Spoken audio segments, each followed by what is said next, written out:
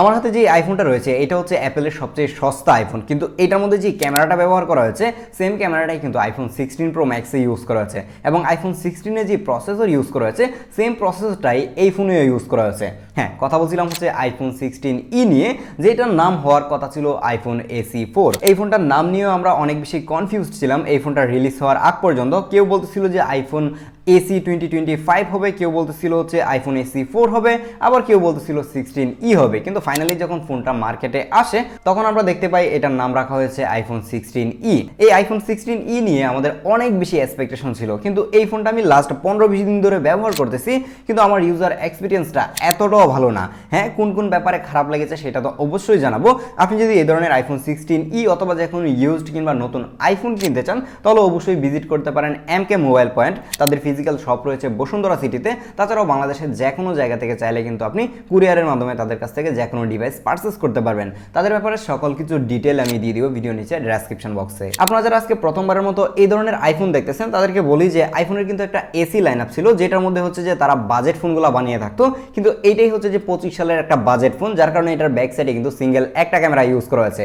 আপনারা নর্মালি জানেন যে আইফোনের যে বেস ভেরিয়েন্টের ফোনগুলো রয়েছে সেগুলোতে দুইটা ক্যামেরা ইউজ করা হয়ে থাকে এবং প্রো এবং ম্যাক্স সিরিজের মধ্যে তারা তিনটা ক্যামেরা ইউজ করা হয়ে থাকে। কিন্তু এই ধরনের এক ক্যামেরাওয়ালা ফোন কিন্তু এখন আর খুব একটা দেখা যায় না। দেখা যাচ্ছিল যে আইফোন 6 কিংবা 7, 8 সেগুলোর মধ্যে কিন্তু এক ক্যামেরা দেখেছি, তারপরে আমরা আর এই ধরনের এক ক্যামেরাওয়ালা ফোন দেখি নাই। লাস্ট মেবি এক্স আর যে ফোনটা ছিল সেটাতে এক ক্যামেরা ইউজ করা হয়েছিল, কিন্তু এই 16 মধ্যে এসে একটা ক্যামেরা ইউজ করা হয়েছে এবং এটা কিন্তু 48 মেগাপিক্সেলের একটা ক্যামেরা। তার মানে বুঝতেই পারতেছেন 16 প্রো ম্যাক্সের মধ্যে যে সেন্সর ইউজ করা হয়েছে সেম সেন্সরটাই কিন্তু এটার মধ্যেও থাকছে। তারপর যদি এটা সামনের দিকে আসেন তাহলে মনে হবে যে এটা একদমই আইফোন 14। হ্যাঁ, বর্তমান সময়ের প্রত্যেকটা আইফোনের মধ্যে হচ্ছে ডাইনামিক আইল্যান্ড থাকে, বাট এটার মধ্যে এখন 25 সালে এসেও নতুন একটা ফোন আনছে মার্কেটে, সেটার উপরে বিশাল বড় একটা নচ দিয়ে বসায় রাখছে। আর যদি আপনি এটার বটমের দিকে তাকান তাহলে এই জায়গায় আবারও নতুন কিছু পাচ্ছেন, সেটা হচ্ছে টাইপ সি। হ্যাঁ, এটার মধ্যে আবার লাইটনিং পোর্ট দেয় নাই। তারপর যদি আপনি লেফট সাইডে আসেন তাহলে এই জায়গায় এখন অ্যালার্ট স্লাইডারের পরিবর্তে হচ্ছে যে আপনি অ্যাকশন বাটন যেটা সেটা পাচ্ছেন, কিন্তু এই ফোনের মধ্যে কোনো অবস্থায় কোনো কন্ট্রোল বাটন থাকতেছে না, যেটা হচ্ছে আমরা আইফোন 16 পেয়েছিলাম, যেটা দিয়ে আমরা ক্যামেরার অনেক কিছুই অ্যাক্সেস করতে পারতাম, বাট এটা খুবই ইউজলেস একটা বাটন ছিল। তো এই হচ্ছে এইটার ডিজাইন, আর এর ব্যাক সাইডটা একদমই ম্যাট রাখা হয়েছে, যার কারণে হাতের সাপ বসে না, দেখতে অনেক বেশি প্রিমিয়াম লাগে। শুধু দেখতেই না, এটা হাতে নিতে অনেক বেশি প্রিমিয়াম লাগে এবং চোখ বন্ধ করে যদি এটা কারো হাতে দেওয়া যায় সে বুঝতে পারবে না আমার হাতে একটা আইফোন দেওয়া হয়েছে। অ্যাপেল এই ফোনটার প্রাইস কমাতে গিয়ে এই জায়গায় কাট পিস করে নাই, আরেকটা স্পেশাল জায়গায় কাট পিস করেছে এবং এইটাই আমার কাছে সব থেকে খারাপ লেগেছে। সেটা হচ্ছে এটাতে কোনো ধরনের ম্যাগসেফ নাই। এটার মধ্যে ওয়্যারলেস চার্জিং আছে বাট ম্যাগসেফ নাই। তার মানে হচ্ছে এটার মধ্যে কোনো ম্যাগনেট কাজ করবে না, হয়তো আপনাকে ম্যাগসেফ বলা কোনো একটা কভার কিনে ইউজ করতে হবে যাতে করে ম্যাগসেফ কাজ করে। তো আমার কাছে মনে হয় যে এই জিনিসটা অ্যাটলিস্ট দরকার ছিল। নাও কথা বলা যাক এটা ডিসপ্লে নিয়ে। এই ফোনটার মধ্যে যে ডিসপ্লেটা ইউজ করা হয়েছে সেম ডিসপ্লেটাই কিন্তু ইউজ করা হয়েছিল আইফোন 14 এর মধ্যে। এটার মধ্যে 6.1 ইঞ্চির একটা super retina XDR OLED display use করা হয়েছে এবং এই ডিসপ্লের পিক ব্রাইটনেস 1200 নিটস। তার মানে বুঝতেই পারতেছেন যে সেম ডিসপ্লেটা ইউজ করা হয়েছে এবং ডিসপ্লের চারপাশের বেজেল থেকে শুরু করে এর নচটা একদমই হুবহু আইফোন 14 এর মতো, যার কারণে ডিসপ্লে নিয়ে আমার মনে হয় না যে নতুন করে বলার কিছু আছে। ডিসপ্লে কোনো অবস্থাতেই কোনো কমতি নাই, ডিসপ্লের কোয়ালিটি সুপার লেভেলের ছিল, ডিসপ্লের কালার থেকে শুরু করে শার্পনেস এগুলো নিয়ে কমপ্লেন করার কিছুই নাই। লাখ টাকার ফোনে যে ধরনের ডিসপ্লে ইউজ করা হয় সেম ডিসপ্লেটা এটার মধ্যে ব্যবহার করা হয়েছে। আপনারা হয়তো একটা জিনিস নিয়ে এখন প্রশ্ন করতে পারেন যে এই ডিসপ্লেটা কি চলে যাবে কিনা। মানে আইফোনের ডিসপ্লেতে কিন্তু নর্মালি গ্রিন লাইন কিংবা পিঙ্ক লাইন খুব কমই পড়ে, দেখা যায় যে টোটালি ডিসপ্লেটাই চলে যায়, ডিসপ্লে গ্রিন হয়ে যায় কিংবা হোয়াইট হয়ে যায়। তো আইফোন 14 এর মধ্যে কিন্তু এই ধরনের কোনো ইস্যু ছিল না, আর আইফোন এসি মানে আইফোন 16 যেটা সেটার মধ্যে এই ধরনের ইস্যু এখনো কেউ পায় নাই এবং আমার কাছেও মনে হয় না যে এটার মধ্যে এই ধরনের কোনো ইস্যু হবে। বাই দ্য ওয়ে এই ফোনটার মধ্যেও কিন্তু IP68 এর ওয়াটার এন্ড ডাস্ট রেজিস্ট্যান্ট রয়েছে, যার কারণে চাইলে কিন্তু আপনি পানির নিচে গিয়েও এই ফোনটা দিয়ে ছবি তুলতে পারবেন, ভিডিও করতে পারবেন। যেহেতু এটা একটা বাজেট ফোন, অনেকের মাথায় প্রশ্ন আসতেই পারে যে এটা কি ওয়াটারপ্রুফ কিনা। স্মার্টফোনগুলোকে কোনো কোম্পানি ডিরেক্টলি ওয়াটারপ্রুফ ক্লেম করে না, কিন্তু যে IP রেটিং দিয়ে কিন্তু তারা বোঝানোর ট্রাই করে যে এই ফোনটাকে আপনি পানির নিচে এত সময় রাখতে পারবেন। তো আপনি এটা দিয়েও নিঃসন্দেহে কিন্তু পানির নিচে গিয়ে ভিডিও করতে পারবেন, ছবি তুলতে পারবেন। আর এই ফোনটা আমার কাছে অনেক ভালো লাগছে যে এটা অনেক বেশি স্লিম ছিল। এটা হচ্ছে 7.8 মিলিমিটার এটা থিকনেস এবং খুবই লাইট ওয়েট একটা ফোন। এটা মাত্র 166 গ্রাম হচ্ছে এটার ভর, যার কারণে লং টাইম হাতে রাখলেও মনে হয় যে খুবই পাতলা চিতলা একটা জিনিস হাতে ধরে রাখছি, মনেই হয় না যে হাতে কিছু একটা আছে। আইফোনের ম্যাক্স সিরিজের ফোনগুলো হাতে নিলে মনে হয় যে একটা বাটকারা কিছু একটা ধরে আসি, মনে হয় যে হাতে ইট নিয়ে ঘুরতেছি এরকম একটা অবস্থা। কিন্তু আইফোন এসি বারবার আইফোন এসি বলে ফেলতেছি, আইফোন 16e এইটাকে চালিয়ে আমি এদিক দিয়ে অনেক মজা পেয়েছি। পকেটের মধ্যে রাখলেও খুব একটা প্যারা হয় না, একদমই ছোটখাটো পকেটের এক কর্নারে পড়ে থাকে। ভিডিও শুরুতেই আপনাদেরকে যেটা বলছিলাম যে আইফোন 16eর মধ্যে আইফোন 16 যে ফোনটা রয়েছে সেইটার সেম এসওসিটাই ইউজ করা হয়েছে এটার মধ্যে, অ্যাপেল A18 চিপটা ইউজ করা হয়েছে এবং আপনারা সবাই জানেন যে এটা একটা 3 ন্যানোমিটারের চিপ, আর এইটা সুপার লেভেলের পাওয়ারফুল ছিল।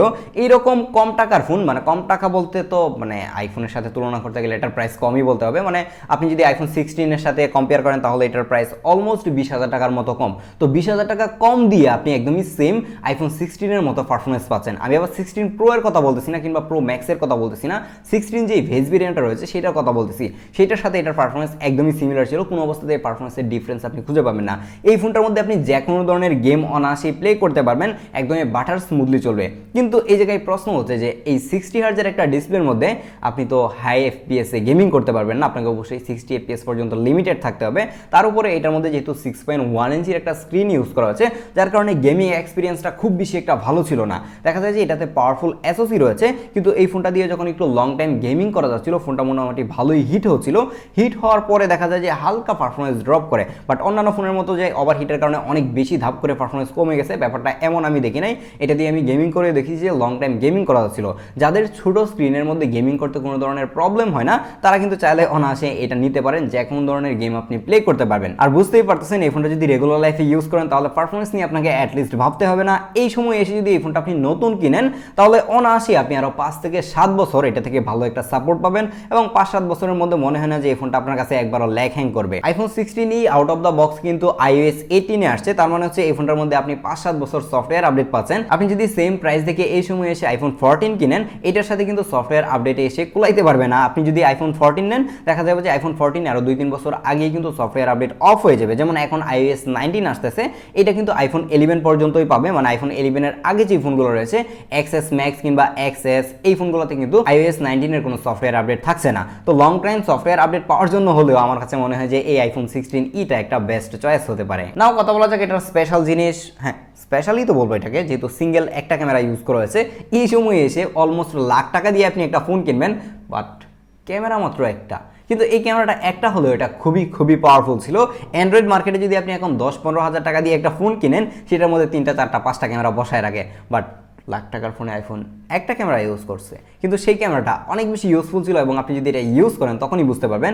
এটার মধ্যে একটা 48 মেগাপিক্সেলের ক্যামেরা ইউজ করেছে, যেই সেম ক্যামেরাটা আইফোন 16 এর মধ্যে ইউজ করা হয়, এবং এটার অ্যাপারচার f1.6 এবং এটার ফোকাল লেন্থ 26 মিলিমিটার। কিন্তু 26 মিলিমিটার হলেও যেহেতু এটার মধ্যে 48 মেগাপিক্সেলের ক্যামেরা ইউজ করেছে, যার কারণে কিন্তু আপনি 2x digitally by default zoom পাবেন, এবং এই সেম জুমটাই কিন্তু পোর্ট্রেটে কাজ করে, যেটা নিয়ে আমরা একটু পরেই কথা বলতেছি। এর পিকচার স্যাম্পলগুলো যদি দেখেন তাহলে দেখেন যে খুবই শার্প এবং ডিটেল ছবি দিতে পারে। একদমই আইফোন 16 থেকে আমরা যেরকম ছবির আউটপুট পাই সেম আউটপুট পাচ্ছি, কোনো অবস্থাতেই কোনো ডিফারেন্স আপনি খুঁজে পাবেন না। আর ডাইনামিক রেঞ্জও ছিল অনেক বেশি ভালো। আইফোন 16 এর সাথে পিকচার কোয়ালিটি একদমই সেম হওয়ার কারণ হচ্ছে এটার মধ্যে সেম সেন্সর ইউজ করা হয়েছে, তার পাশাপাশি এই সেন্সরটাকে প্রসেস করার জন্য সেম এসওসিটাও কিন্তু এটার মধ্যে রয়েছে, যার কারণে ডিফারেন্স আপনি কোনো অবস্থাতেই খুঁজে পাবেন না। আপনি যখন এই ক্যামেরা দিয়ে পোর্ট্রেট ছবি তুলবেন এবং পোর্ট্রেটে গেলেও আপনি দেখতে পারবেন 1x এবং 2x এ কিন্তু আপনি পোর্ট্রেট ছবি তুলতে পারতেছেন। যেহেতু এটার মধ্যে 2x এ পোর্ট্রেট তোলা যায়, যার কারণে কিন্তু পোর্ট্রেট ছবিগুলো একটু বেটার ছিল। 1x থেকে 2x এ যখন পোর্ট্রেটগুলো তুলতেছিলাম তখন কিন্তু কোয়ালিটি কোনো অবস্থাতেই লস হচ্ছিল না। আপনারা সবাই জানেন যে ফোকাল লেন্থ যত বেশি হয় সেগুলোর পোর্ট্রেট তত ভালো হয়। এই সেম 48 মেগাপিক্সেল ক্যামেরাটা আইফোন 16 এর মধ্যে ইউজ করা হয়েছে, বাট সেটাতে কিন্তু আপনি চাইলে পোর্ট্রেট মোডে যাওয়ার পরে আপনি ডিজিটালি 3x পর্যন্ত জুম করতে পারবেন, বাট এই এসির মধ্যে কেন জানি 2x এর বেশি জুম করা যাচ্ছিল না। এই জায়গায় যদি 3x এর মানে অপশনটা দেওয়া যেত তাহলে আরেকটু ভালো হতো। আমরা দেখেছি যে আইফোন 16 এর মধ্যে 3x এ ডিজিটালি জুম করে পোর্ট্রেট তোলার পরেও ছবির কোয়ালিটি অনেক বেশি ভালো ছিল, খুব বেশি একটা আর নয়েজ কিংবা গ্রেইন আমরা দেখতে পাই না, খুবই শার্প এবং ডিটেল ছবি দিতে পারে, ইভেন এজ ডিটেক্টও কিন্তু খুবই ভালো করতে পারে। বাট এই আইফোন 16 এর মধ্যে আমি কোনো অবস্থাতেই মানে 3x এ জুম করতে পারি নাই। আমি জানি না যে অ্যাপেল কখনো সফটওয়্যার আপডেট দিয়ে হয়তো বা 3x দিলে দিতেও পারে, এটা আমি এখনো কনফার্ম না। কিন্তু এটার ক্যামেরা নিয়ে আমি হতাশ হয়েছি যে জায়গায়, সেটা হচ্ছে যে এই ফোনের মধ্যে সিনেম্যাটিক মোড নাই।